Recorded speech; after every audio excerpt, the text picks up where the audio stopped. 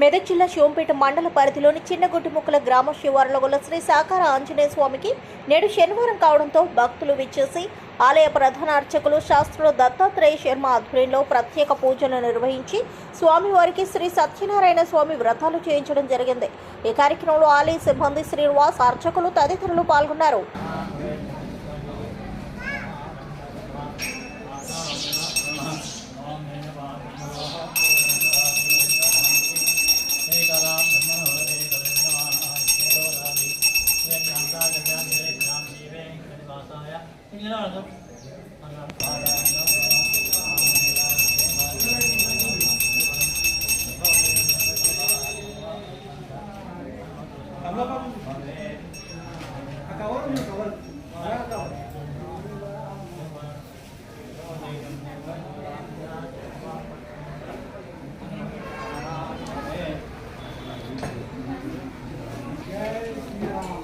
आने